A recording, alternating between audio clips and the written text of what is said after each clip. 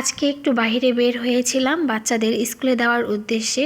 স্কুলের খোঁজে বের হয়েছিলাম। আমরা যেহেতু এখানে এসেছি খুব একটা বেশি দিন হয়নি, আর আসার পর বাচ্চাদেরকেও স্কুলে দেওয়া হয়নি, যার কারণে স্কুল সম্পর্কে আমাদের অতটা ধারণাও নেই কোন স্কুলটা ভালো হবে, কোন স্কুলে দিলে আমাদের বাচ্চাদের জন্য ভালো হবে বা আমাদের জন্য সুবিধা হবে। তো বাসার আশেপাশে আমরা স্কুল খুঁজেছিলাম, বাসার আশেপাশে সেরকম প্রতিষ্ঠানগুলো নেই, বাসা থেকে একটু দূরেই সব শিক্ষা প্রতিষ্ঠান। তো আমরা সেখানে গিয়েছিলাম। সেখানে যাওয়ার পর প্রথমে যে স্কুলটা দেখেছিলাম সেখানে হচ্ছে আমার 2 বাচ্চার জন্য 2 শিফট হয়ে যায়। 2 শিফট বাচ্চাদের জন্য হলে আমার একটু কষ্ট হয়ে যাবে। ছোট জনের স্কুল ছুটির পর বড় জনের ক্লাস শুরু হয়ে যাবে, তো সেক্ষেত্রে দুজনকে 2 শিফটে নিয়ে যাওয়া আসা করা আমার জন্য একটু কষ্ট হয়ে যাবে, যেহেতু বাসা থেকে স্কুল একটু দূরেই হবে। পরবর্তীতে আমরা এই স্কুলে যাই এবং এই স্কুলে যাওয়ার পর আমরা জানতে পারি এই স্কুলে আমার 2 বাচ্চাকে একই শিফটে দিতে পারবো। সেক্ষেত্রে ছোট ছেলের স্কুল ছুটি হওয়ার পর 1 ঘন্টা পর আর কি বড় ছেলের স্কুল ছুটি হবে।